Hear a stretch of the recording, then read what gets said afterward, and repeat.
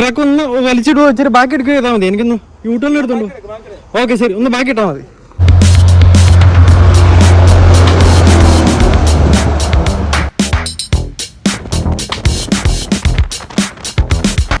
ശരിക്കും നമ്മുടെ ടൊറന്റോയിൽ ഇതിലും കച്ചറയായിട്ടുള്ള സ്ഥലങ്ങളുണ്ട് കേട്ടോ. കച്ചറ എന്ന് പറഞ്ഞാൽ ഭൂലോക കച്ചറ. ഇതെല്ലാം കഴിഞ്ഞിട്ട് ന്യൂയോർക്ക് പോകാൻ പറ്റുമെന്നുള്ളത് തമ്പരാനറിയാം.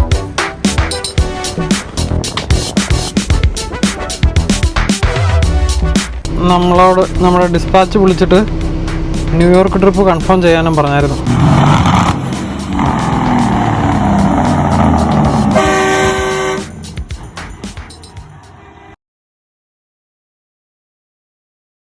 എന്തായാലും ഇന്നത്തെ പണി, ലോക്കൽ പണി തൽക്കാലം തീർന്നിരിക്കുകയാണ്. നമുക്ക് വേണ്ട ന്യൂയോർക്കിനുള്ള പേപ്പർ വർക്ക് കിട്ടി. അപ്പോൾ നമ്മൾ കൊണ്ടുവന്ന ട്രെയിലർ നമുക്ക് ഇട്ടിട്ട് ന്യൂയോർക്കിനുള്ള ട്രെയിലർ ബുക്ക് ചെയ്ത് നമുക്ക് ന്യൂയോർക്കിന് പോകാം.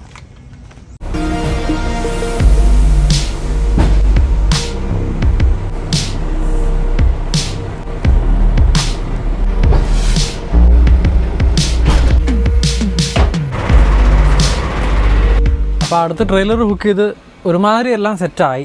നന്നായിട്ടൊന്ന് ഉറങ്ങിയാലേ കാര്യങ്ങൾ ശരിയാവുള്ളൂ കേട്ടോ. നല്ല നന്നായിട്ടൊന്നും ഉറങ്ങാനും പറ്റില്ല. ഇന്ന് ഈ പകൽ മുഴുവൻ അലച്ചിലല്ലായിരുന്നു. എന്നാൽ പിന്നെ നമുക്ക് ന്യൂയോർക്കിന് പോയാലോ?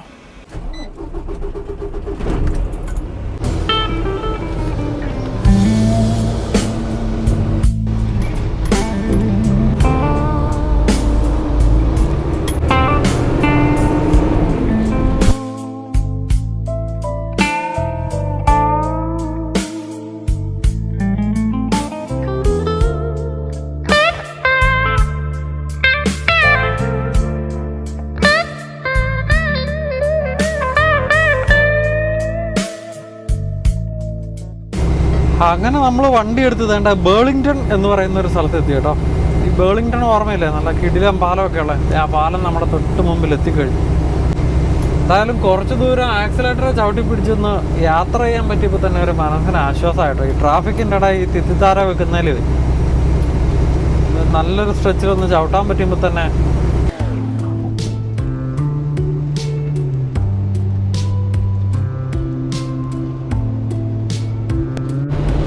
Take exit 38B on the right to RR89. In 400 meters, turn left after the Mr. Sub. നമ്മുടെ സമയം 7:15 കഴിയുമ്പോഴത്തേക്കും നമ്മൾ വേണ്ട നയാഗ്ര ഓൺ ദ ലേക്കിലെത്തി കേട്ടോ. ഇവിടുന്ന് 38 കിലോമീറ്ററും കൂടെ നമുക്ക് ബോർഡറിലേക്കുള്ളൂ. അപ്പോൾ ഇവിടുത്തെ BVDയുടെ പമ്പിൽ നിന്ന് വേണം നമുക്ക് ഫുൾ ടാങ്ക് അടിച്ചുകൊണ്ട് പോകാൻ വേണ്ടിയിട്ട്. അങ്ങനെ വരുമ്പോൾ മിക്കവാറും നമുക്ക് 2 ന്യൂയോർക്ക് ട്രിപ്പ് കിട്ടാനാണ് സാധ്യത. അപ്പോൾ അതിനുള്ള ഫ്യൂല് നമുക്ക് ഇവിടുന്ന് set ആവുമായിരിക്കും. In 50 meters at the roundabout, take the third exit onto Niagara Regional Road 81.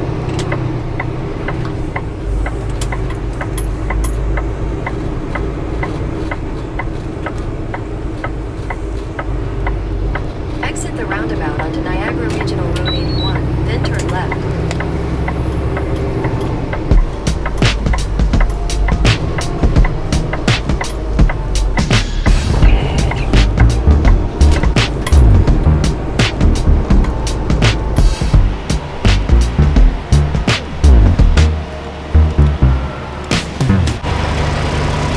ഇപ്പോൾ ഫ്യൂവൽ അടിച്ചുകൊണ്ടിരിക്കുക കേട്ടോ. വിശന്നിട്ട ഒരു രക്ഷയില്ലെന്ന് പറഞ്ഞാൽ കണ്ണ് കാണത്തില്ല. നമ്മുടെ മുമ്പിൽ ഒരു ടിം ഹോർട്ടൻസ് ഉണ്ടോ, എന്നാൽ നമുക്കൊരു കാപ്പി മേടിച്ചുകൊണ്ട് പോകും. കാരണം ഇവിടുന്ന് ഇപ്പോൾ ഫുഡ് കഴിക്കാൻ നിർത്തി കഴിഞ്ഞാൽ നമ്മുടെ സമയം പിന്നെയും താമസിക്കും. അപ്പോൾ എങ്ങനെയാലും ബോർഡർ ക്രോസ് ചെയ്തിട്ട് നമുക്ക് ഫുഡ് കഴിക്കാം. എന്തായാലും നമ്മൾ ഈ ഒരു ഓട്ടത്തിൽ നമുക്ക് ഡെലിവറി സ്ഥലത്ത് എത്തിയാലോ റീസെറ്റ് ഇട്ടിട്ടേ പോകാൻ പറ്റുള്ളൂ. സാധാരണ ഇവിടെ ഒന്നും ട്രക്കുകളെ കൊണ്ട് അടുക്കാൻ പറ്റാത്ത കേട്ടോ. എനിക്ക് തോന്നുന്നു ഇന്നിപ്പോൾ ശനിയാഴ്ച വൈകിട്ട് ആയതുകൊണ്ടായിരിക്കണം. അത് ഇന്നിപ്പോൾ വെള്ളിയാഴ്ചയല്ലേ, വെള്ളിയാഴ്ച വൈകിട്ടാണ്. അതുകൊണ്ടായിരിക്കണം വലിയ തിരക്കില്ലാത്ത. അല്ലെങ്കിൽ ഇവിടെയൊക്കെ നിറയെ ട്രക്കുകളുടെ ബഹളമാണ്.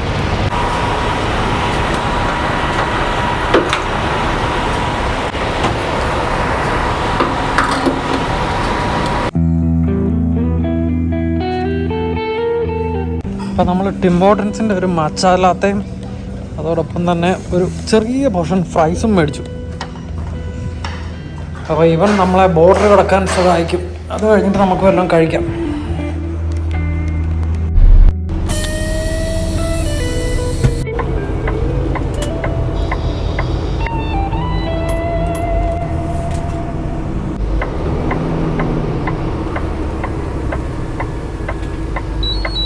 വിശപ്പെന്ന് പറഞ്ഞാൽ അതൊരു വല്ലാത്ത വികാരം കേട്ടോ. വിശന്ന പ്രാന്ത. എന്താ ചെയ്യുക, നമുക്കിങ്ങനെ പ്രഷർ കയറിയിട്ട് ഹൈ പ്രഷറിൽ ഇങ്ങനെ നിൽക്കും. അപ്പം നമുക്ക് സംസാരിക്കാനും മൂടുണ്ടാവില്ല, നിറയെ ദേഷ്യമായിരിക്കും.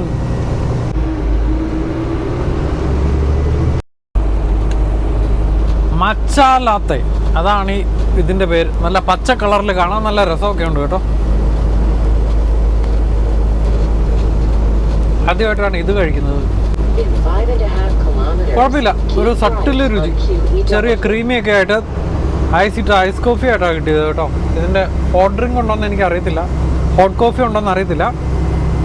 ഇതെന്തായാലും ഐസിട്ട് കോൾഡ് ഡ്രിങ്കാണ്. കുഴപ്പമില്ല, നല്ല രസമുള്ള, ഒത്തിരി മധുരം ഇല്ലാത്ത ഒരു അടിപൊളി രുചി.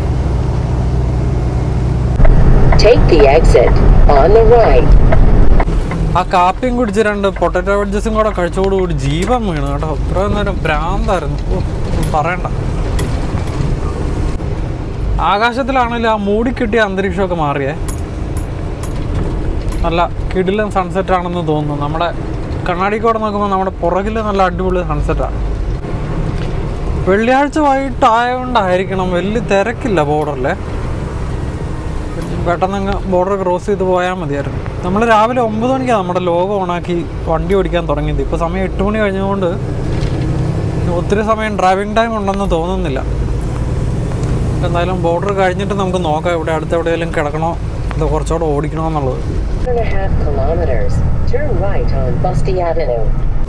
അങ്ങനെ കുറച്ചു കാലത്തെ ഇടവേളയ്ക്ക് ശേഷം നമ്മൾ വീണ്ടും പീസ് ബ്രിഡ്ജിലേക്ക് എത്തിയിരിക്കുകയാണ്, ന്യൂയോർക്ക് ക്രോസ് ചെയ്യാൻ.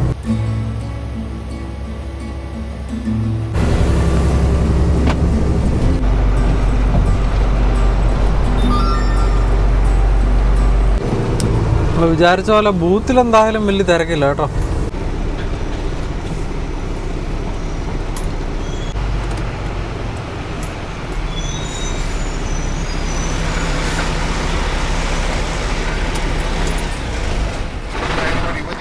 Hello, officer. Hi. No, I'm alone. Do you have anything to declare? Just home cooked meals and no apples. Just home cooked meals. What are you hauling? It's empty pallets, officer. Where's your load going? It's going to Newburgh, New York. Okay. Thank you. See you.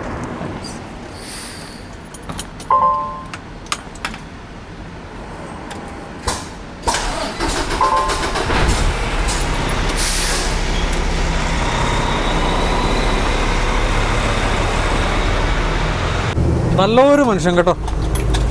നമുക്ക് യാതൊരു വിധത്തിലുള്ള ശല്യവും ഉണ്ടാക്കിയില്ല. Paper പെട്ടെന്ന് നോക്കി പെട്ടെന്ന് church ചോദ്യം ചോദിച്ചു. ഒരു 15 സെക്കൻഡിൻ്റെ ഡിലേ അത്രേ എടുത്തിട്ടുള്ളൂ.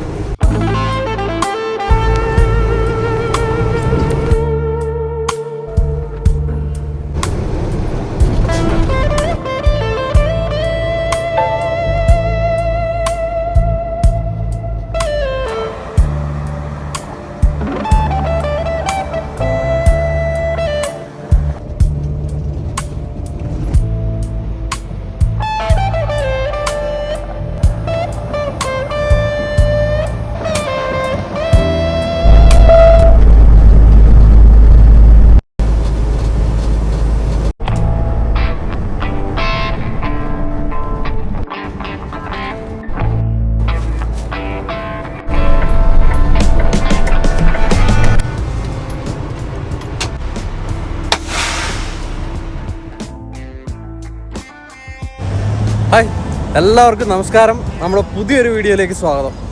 നമ്മളിപ്പോൾ ഉള്ളത് ന്യൂയോർക്കിലാണ്. ന്യൂയോർക്ക് ട്രിപ്പിന് വരുമ്പോഴത്തേക്ക് നമ്മൾ സാധാരണ അതിൽ നിർത്താറുള്ളത് ഇതാണ്ട് നമ്മുടെ പുറകെ കാണുന്ന ആപ്പിൾ ഗ്രീൻ എന്ന് പറയുന്ന ഒരു ട്രക്ക് സ്റ്റോപ്പ് അല്ലേ, ട്രാവൽ സെൻറ്ററിലല്ലേ. അടിപൊളി പരിപാടിയാട്ടോ ഇത്. നമ്മുടെ ഓൺ റൂട്ടിനോട് കിടപിടിക്കുന്ന രീതിയിലുള്ള ഒരു അടിപൊളി സാധനമാണ് ഈ ആപ്പിൾ ഗ്രീൻ. എനിക്ക് ഭയങ്കരമായിട്ട് ഇഷ്ടമാണ്. നല്ല ഫെസിലിറ്റിയാണ്, സൂപ്പർ ഫെസിലിറ്റിയാണ്. അപ്പോൾ രാവിലെ ആപ്പിൾ ഗ്രീനിൽ കയറി ഒന്ന് ഫ്രഷായി പല്ല് തേച്ചു. നമുക്ക് പ്രീ ട്രിപ്പ് ഇട്ട് നമ്മുടെ യാത്ര തുടരാം. ഇന്നിപ്പോൾ നമുക്ക് പോയി ഡെലിവറി ചെയ്ത് പിക്കപ്പ് എടുക്കണം.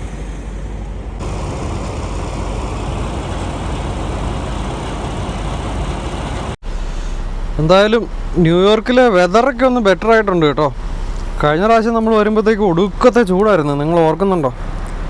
45-നും 50-നും ഇടയിലൊക്കെ ചൂട് കയറി 50-ന് മുകളിലൊക്കെ പോയ ദിവസങ്ങളുണ്ടായിരുന്നു. നമ്മൾ വീഡിയോയിൽ കൊണ്ടുവന്നിട്ടുണ്ടായിരുന്നു അതൊക്കെ. പക്ഷെ ഇപ്പം എന്തായാലും ഒരു സമാധാനമുണ്ട്. ഇന്നലെ സുഖമായിട്ട് കിടന്ന് ഉറങ്ങാൻ പറ്റി.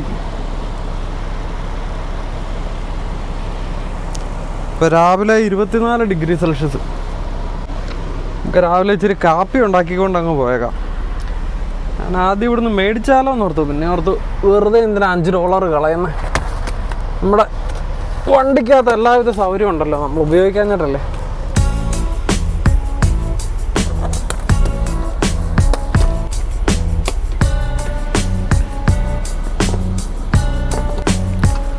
പണ്ടെപ്പോഴോ ഒരു വിൻ്ററിൻ്റെ സമയത്ത് നമ്മൾ വണ്ടിയിൽ മേടിച്ചു വെച്ചാൽ ഈ കെറ്റിൽ.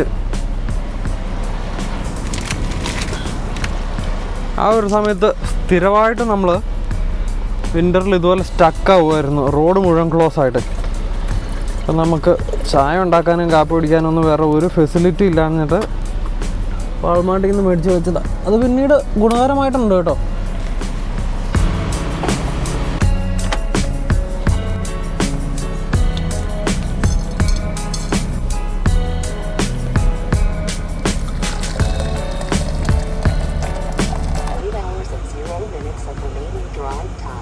രാവിലെ നമുക്ക് പ്രീ ട്രിപ്പ് ഇൻസ്പെക്ഷൻ ഇട്ട് വണ്ടിയൊക്കെ ഒന്ന് ചെക്ക് ചെയ്യാം, വണ്ടി എടുക്കാൻ ഓക്കെ അല്ലേ എന്നുള്ളത്.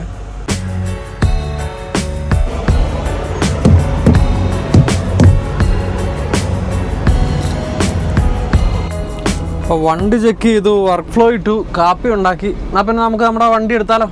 ദൈവമേ രക്ഷിക്കണേ ഈശോയെ, കാത്താണേ, പാവാണേ.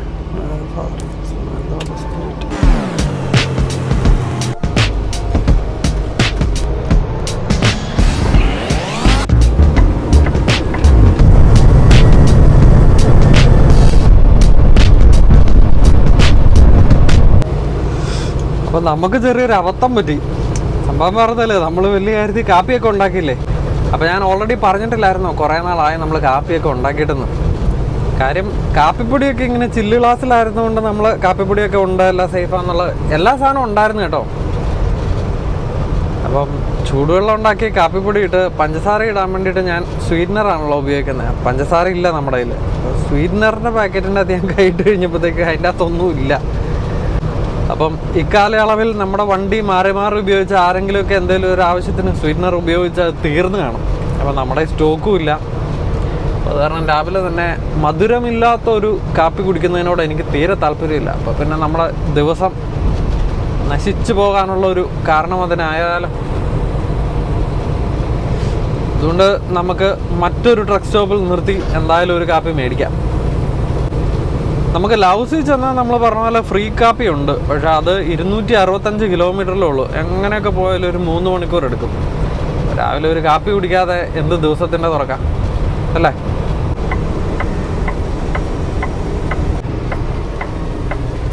നമ്മളിപ്പോൾ നിർത്താൻ പോകുന്നത് ന്യൂയോർക്കിലെ സ്കോട്ട്സ്വിൽ സർവീസ് ഏരിയ എന്ന് പറയുന്ന ഒരു ആപ്പിൾ ഗ്രീൻ്റെ ലൊക്കേഷനാണ്. പെട്ടെന്നൊരു കാപ്പി എടുത്തിട്ട് നമുക്ക് ഓടി വരാം. നമുക്ക് സമയമില്ല. അങ്ങനെയായാലും ഡെലിവറിയും ചെയ്ത് പിക്കപ്പ് എടുത്തിട്ട് വേണം നമുക്ക് ബാക്കി കാര്യങ്ങൾ നീക്കാൻ.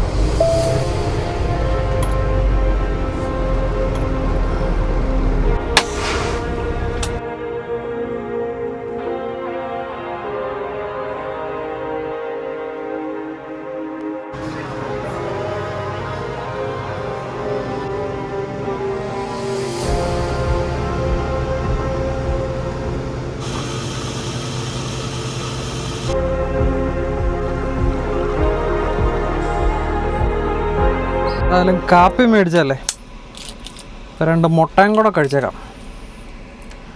ഇല്ലയെന്നുണ്ടെങ്കിൽ കാപ്പിക്ക് വിഷമമായാലോ. പറയാതെ വയ്യ, ട്രക്ക് സ്റ്റോപ്പുകളിൽ നിന്ന് മേടിക്കുന്ന ഏറ്റവും അടിപൊളി കാപ്പി കേട്ടോ. ഈ ക്യാപ്പച്ചിനോയൊക്കെ നമ്മൾ മെഷീൻ കോഫി മേടിക്കുമ്പോഴും മിക്ക ട്രക്ക് സ്റ്റോപ്പുകളിലും അത് വേണമെങ്കിൽ കുടിച്ചാൽ മതി എന്നുള്ള ഒരു രീതിയിലുള്ള ടേസ്റ്റാണ്. പക്ഷേ ആപ്പിൾ ഗ്രീൻ്റെ കോഫിക്ക് ഒരു നല്ല രുചിയുണ്ട്, സൂപ്പറാണ്.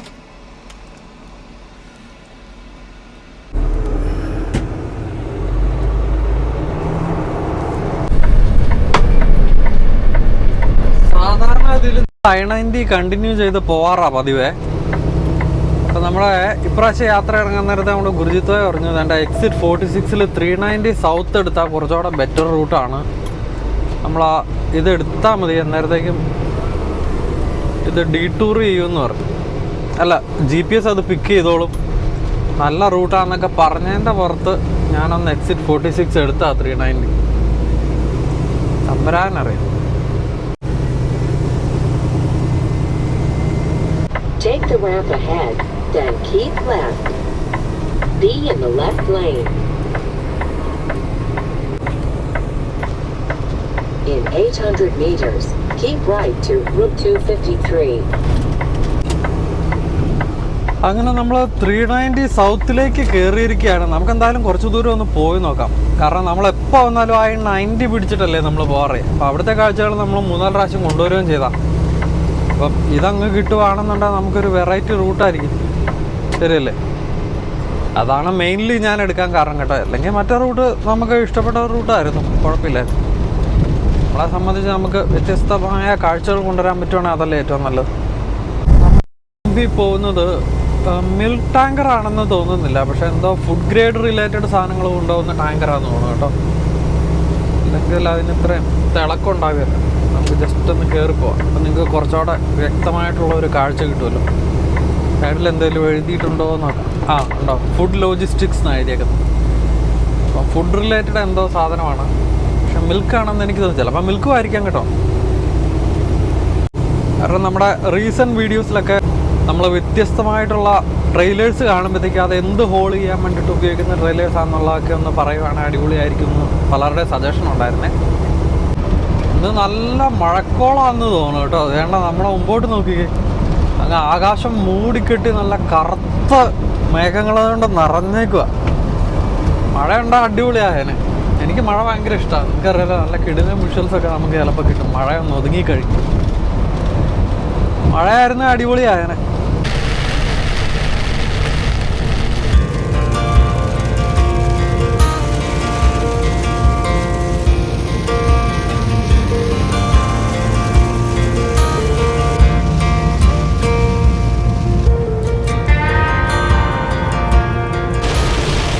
എല്ലാവരും നമ്മളൊരു കാര്യം വേണമെന്ന് ആഗ്രഹിച്ചാൽ പ്രകൃതി നമുക്ക് തരാണ്ടിരുന്നിട്ടുണ്ടോ? നല്ലൊരു കിടില മഴ കേട്ടോ. മഴ പെയ്യുന്ന സ്ഥിതിക്ക് നമുക്ക് വൈപ്പറൊക്കെ ഇട്ട് നമ്മുടെ വിൻഷീൽഡൊക്കെ ഒന്ന് ക്ലീൻ ആക്കിയേക്കാം. നല്ലൊരു ട്രക്ക് സ്റ്റോപ്പും ഈ വിൻഷീൽഡ് ക്ലീൻ ചെയ്യാൻ പറ്റുന്ന ഒരു ട്രക്ക് സ്റ്റോപ്പ് കിട്ടാത്ത കാരണം ഞാനിങ്ങനെ വിഷമിച്ചിരിക്കുകയാണ്. അതുകൂടാതെ വിഷ്വൽസിനൊക്കെ ഒരു പ്രത്യേക ഭംഗിയായി ഇല്ലേ. നമുക്ക് 441 കിലോമീറ്ററാണ് ഡെലിവറി സ്ഥലത്തേക്കുള്ളത് കേട്ടോ. അവിടുന്ന് ഡെലിവറി ചെയ്യണം, പിക്കപ്പ് എടുക്കണം. മിക്കവാറും തിരിച്ചു വരുന്ന വഴിക്ക് നമുക്കൊരു റീസെറ്റ്, ഒരു 10 മണിക്കൂർ ബ്രേക്കും കൂടെ എടുക്കേണ്ടി വരും. എന്നിട്ട് നേരെ യാടിപ്പോയി നാളെ ഞായറാഴ്ച നമ്മൾ കൊണ്ടുചെല്ലുന്ന ട്രെയിലർ ഇട്ടിട്ട് വേറൊരു ന്യൂയോർക്കിൻ്റെ വണ്ടി സാധനം എടുത്തുകൊണ്ട് നമുക്ക് വീണ്ടും ന്യൂയോർക്ക് ട്രിപ്പ് വന്ന് തിങ്കളാഴ്ച ഡെലിവറി കൊടുത്ത് പിക്കപ്പ് കൊടുത്ത് തിങ്കളാഴ്ച വൈകിട്ടത്തേക്ക് അല്ലെ ചൊവ്വാഴ്ച വെളുപ്പിനത്തേക്ക് നമുക്ക് തിരിച്ചൊണ്ടാറി എത്തണം. നമ്മുടെ ദേവസ്യാച്ചൻ ബുധനാഴ്ച മുതലാണ് ട്രിപ്പിന് വന്ന് തുടങ്ങുന്നത്.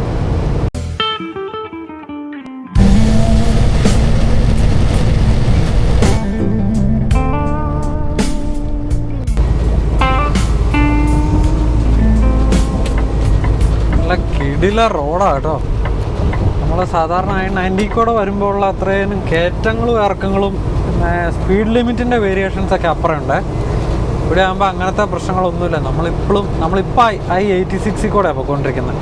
നമ്മൾ ആ 390യുടെ ഒരു വേരിയേഷൻ എടുത്തിട്ട് പിന്നെ 86 കയറിയായിരുന്നു. കുറച്ചുകൂടെ നമുക്ക് സ്പീഡിൽ പേടിക്കാതെ പോവാം. പക്ഷെ കാറുകളാകുമ്പോഴത്തേക്കും ഇവർക്ക് ലോക്കില്ലല്ലോ. അപ്പോൾ അവരെല്ലാം നല്ല ഹൈ സ്പീഡിലാണ് പോയിക്കൊണ്ടിരിക്കുന്നത്. കാരണം നല്ല പ്രകൃതിയും കൂടെ അല്ലേ. അവിടെ ഇവിടെ എല്ലാം മൗണ്ടൻസും നല്ല പച്ചപ്പും. ശരിക്കും പറഞ്ഞാൽ നമ്മുടെ ഇടുക്കി കൂടെ വയനാട്ടിൽ കൂടെ ഒക്കെ നല്ല കിടില റോഡാണെന്നുണ്ടെങ്കിൽ ഒരു വേൾഡ് ക്ലാസ് നല്ല റോഡാണെന്ന് എനിക്കറിയാം. എന്നാലും ഒരു വേൾഡ് ക്ലാസ് റോഡാണെന്നുണ്ടെങ്കിൽ അതേ പ്രകൃതിയായി ന്യൂയോർക്കിൻ്റെ കേട്ടോ. നമുക്ക് റിലേറ്റ് ചെയ്യാൻ പറ്റുന്ന തരത്തിലുള്ള പൂക്കളും മരങ്ങളും ഇലകളും ചെടികളും ഒക്കെയാണ് ഇവിടെ ഉള്ളത്.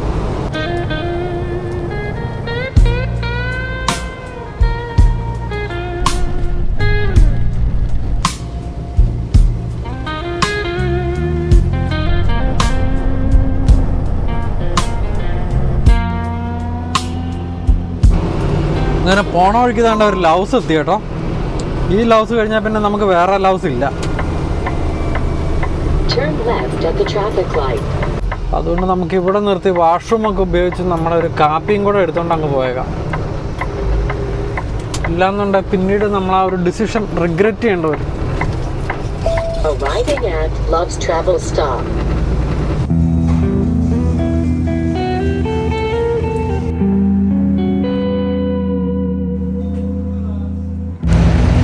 കാപ്പി എടുത്ത് 2 ചിപ്സും മേടിച്ചു. 2 ചിപ്സ് അല്ല, 1 ചിപ്സും നമ്മുടെ യൂഷ്വൽ ഒരു ആൽമണ്ടും. സംഭവം വേറൊന്നുമല്ല, ഇനിയിപ്പോൾ നമ്മൾ ഡെലിവറി ഒക്കെ ചെയ്ത് പിക്കപ്പൊക്കെ എപ്പോൾ കിട്ടാനാണ്? Somewhere in the midnight രാത്രിയാവുമായിരിക്കും നമുക്ക് പിക്കപ്പ് കിട്ടാൻ വേണ്ടിയിട്ട്. അപ്പോൾ വെറുതെ അവിടെ പോസ്റ്റ് അടിച്ച് കിടന്നാൽ നമുക്കവിടെ വേറെ ഒന്നിനുള്ള ഓപ്ഷൻ കാണിയല്ല.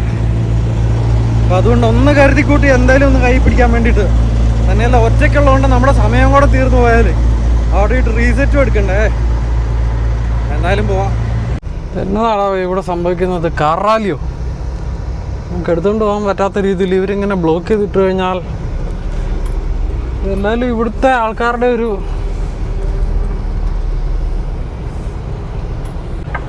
രീതിയാണ്. എന്തായാലും പരിപാടി ഉണ്ടെങ്കിൽ ഏതെങ്കിലും ഒരു ട്രക്ക് സ്റ്റോപ്പ് പറയാം. അപ്പോൾ ഇവിടെ നല്ല സ്പേസ് ഉണ്ടെന്ന് ആൾക്കാരുടെയൊക്കെ വിചാരം. നമ്മുടെ ഇത്രയും വലിയ ട്രക്കുകൾക്ക് അങ്ങോട്ടും ഇങ്ങോട്ടും ഒക്കെ വളയണമെങ്കിൽ സ്പേസ് വേണ്ടേ?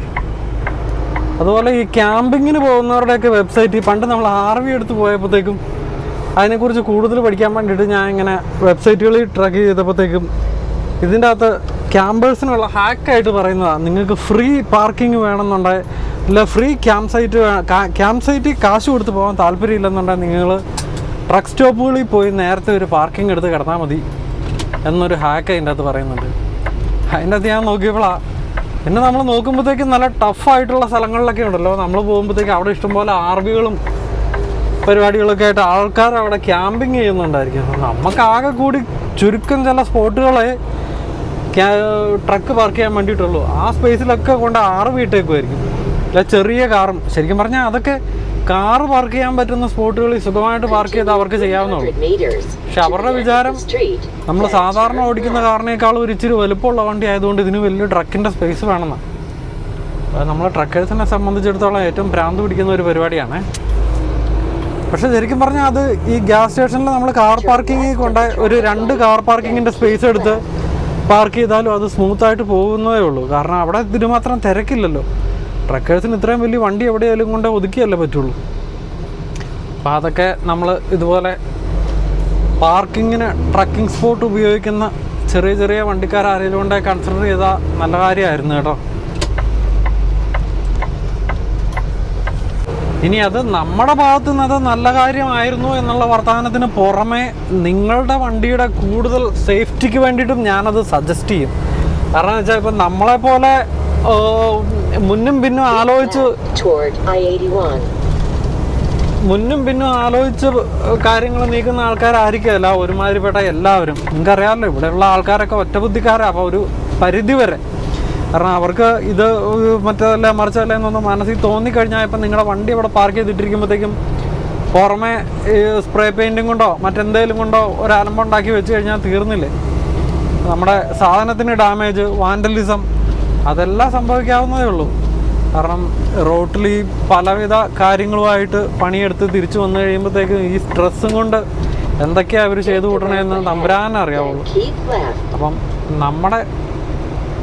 നമ്മുടെ സാധനത്തിൻ്റെ സേഫ്റ്റീനെ കരുതിയും ഈ ട്രക്കിൻ്റെ പാർക്കിംഗ് സ്പോട്ടുകൾ അവോയ്ഡ് ചെയ്യുന്നത് നന്നായിരിക്കും.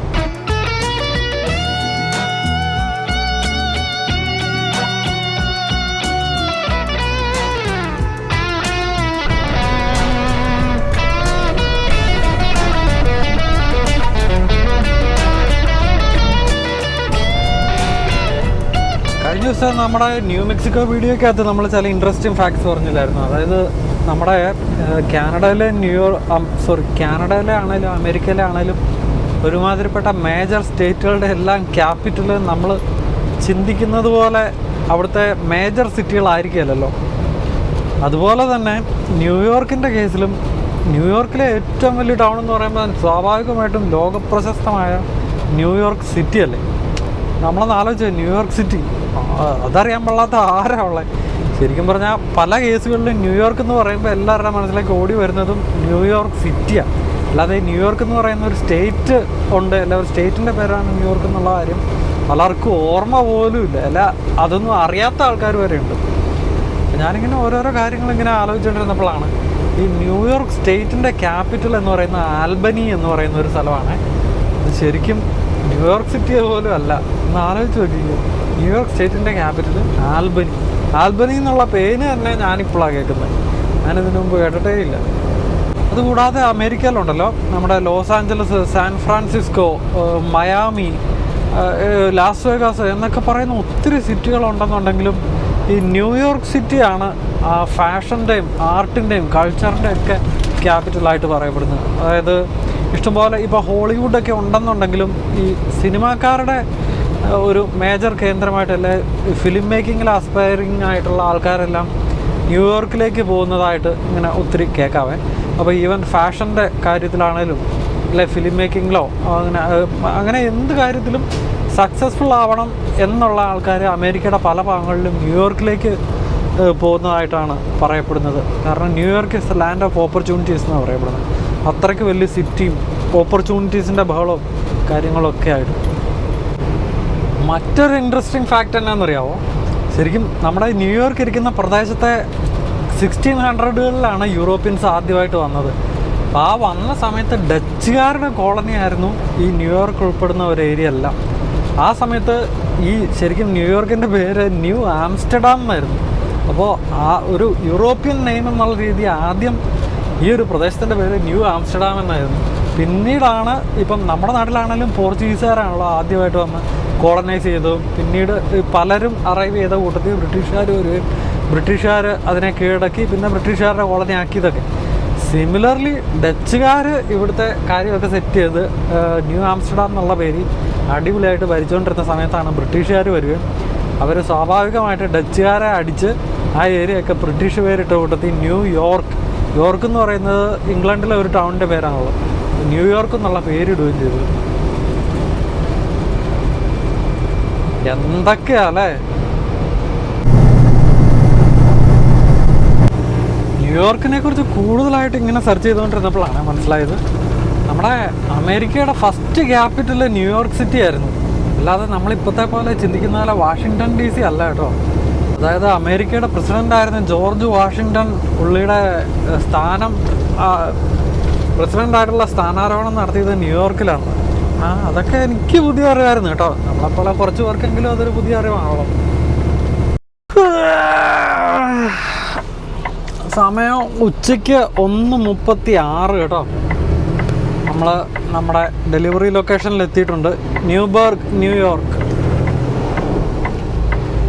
2 മണി വരെയാണ്. 2 മണിക്കുള്ളിൽ ചെക്ക് ഇൻ ചെയ്തില്ല എന്നുണ്ടെങ്കിൽ അവരിറക്കില്ലെന്നൊക്കെയാണ് നമ്മുടെ ഡിസ്പാച്ച് നമ്മളോട് പറഞ്ഞത്. നമുക്ക് പോയി നോക്കാം. ഇതിപ്പോൾ ന്യൂബർഗിലെ മാട്രിക്സ് ഡ്രൈവ് എന്ന് പറയുന്ന ഒരു സ്ട്രീറ്റാണേ. നമ്മൾ ഇടയ്ക്കൊക്കെ ഇവിടെ വരാറില്ല, നമ്മൾ ഇതിനു മുമ്പും വീഡിയോ ചെയ്തൊക്കെ കണ്ടിട്ടുണ്ടല്ലോ.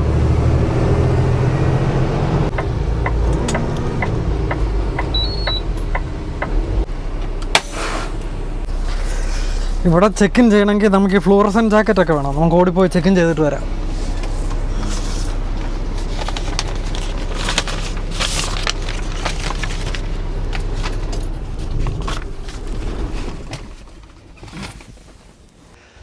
അടിപൊളി. അങ്ങനെ നമ്മൾ ചെക്ക് ഇൻ ചെയ്തു. വേണ്ട നമ്മുടെ കമ്പനിയുടെ തന്നെ ആരോ ഇവിടെ ഓഫ്ലോഡ് ചെയ്തുകൊണ്ടിരിക്കുന്നുണ്ട്, കണ്ടില്ലേ. അപ്പോൾ അവരുടെ പരിപാടി കഴിഞ്ഞ് കഴിയുമ്പോഴത്തേക്കും നമ്മളെ വിളിക്കുമെന്നാണ് പറഞ്ഞത്. അപ്പോൾ നമുക്ക് പാർക്കിംഗ് സ്പോട്ടിലേക്ക് വണ്ടി മാറ്റിയിടാം.